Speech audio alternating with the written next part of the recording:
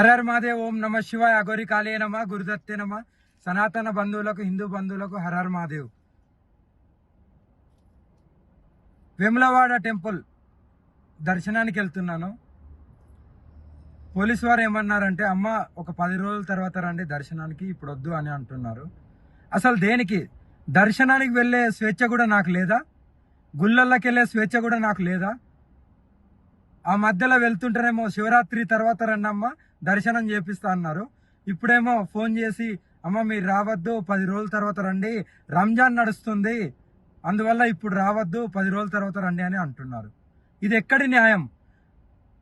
నా గుళ్ళకు, మా హిందూ గుళ్ళకు మేము వెళ్ళకుంటే ఇంకెవరు వెళ్తారు?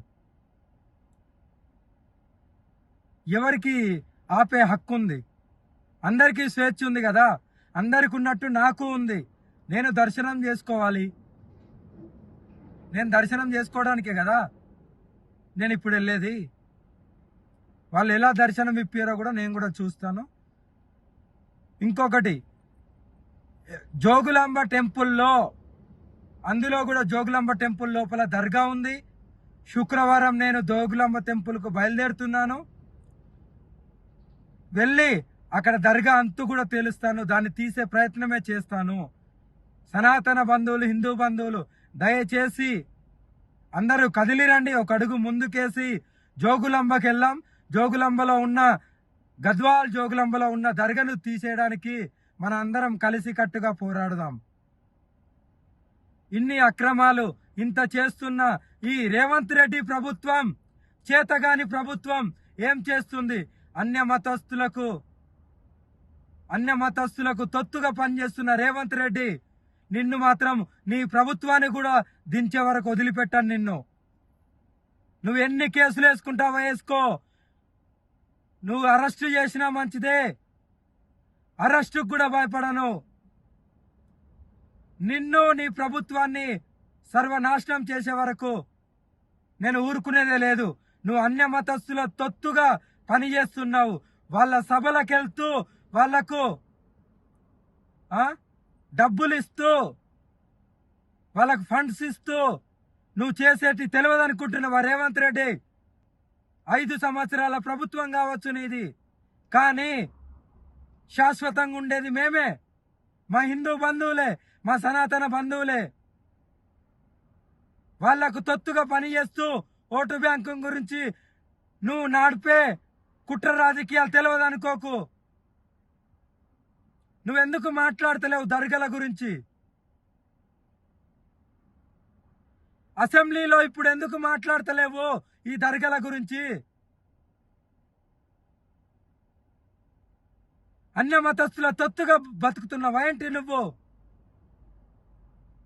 నిన్ను నీ ప్రభుత్వాన్ని దించే వరకు నేను ఏం చేస్తానో చూడు. రేవంత్ రెడ్డి నిన్ను ఊరుకునేదే లేదు. ఎంత దూరమైనా వెళ్తాను. ఇప్పుడు నీ ప్రభుత్వం ఉందని నువ్వు కేసులు పెట్టియచ్చు, అరెస్టులు చేపియచ్చు, కానీ వాటికి భయపడేది లేదు.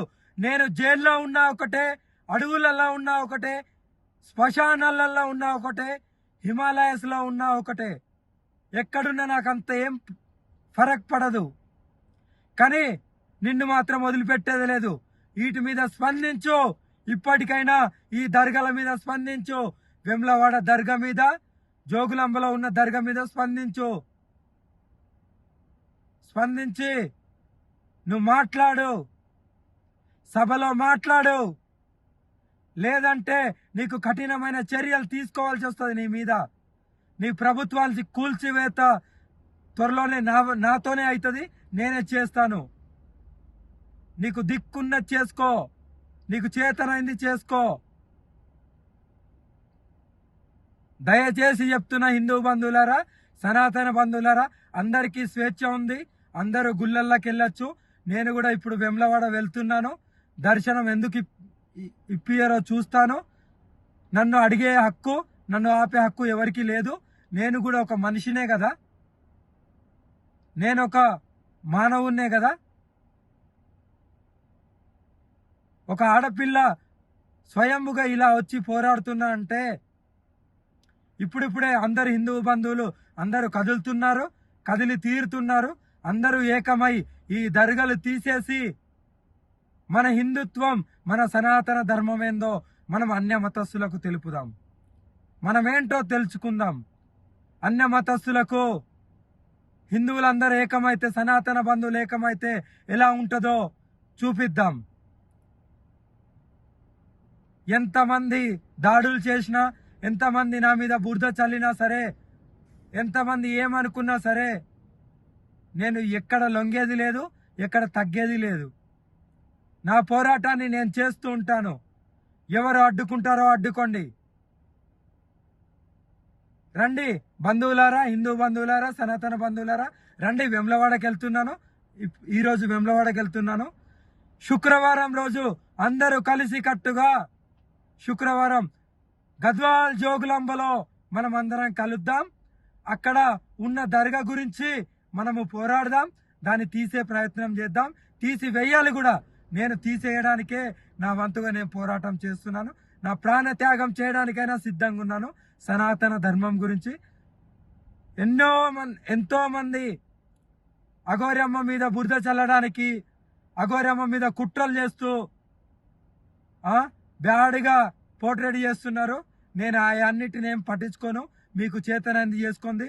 ఇంకా ట్రోలింగ్ చేయండి, ఇంకా బ్యాడ్గా వ్యవహరించండి. నేను వాటిని పట్టించుకోను. నేనేంటో నాకు తెలుసు. నా పరమశివుడుకు, నా కాళీమాతకు తెలుసు. నాకు తెలుసు చాలు. భగవంతునికి తెలిస్తే చాలు. అన్య మతస్థులకో, ట్రోలింగ్ చేసే వాళ్ళకో తెలియాల్సిన అవసరం లేదు. నా హిందూ బంధువులకు తెలిస్తే చాలు. నన్ను స్వయంగా నమ్మే వాళ్ళకు తెలిస్తే. మరిన్ని వీడియోస్ కోసం ఛానల్ ని సబ్స్క్రైబ్ చేయండి. లేటెస్ట్ అప్డేట్స్ కోసం వాట్సాప్ ఛానల్ ని ఫాలో అవ్వండి. ఆ లింక్ డిస్క్రిప్షన్ లో ఉంది.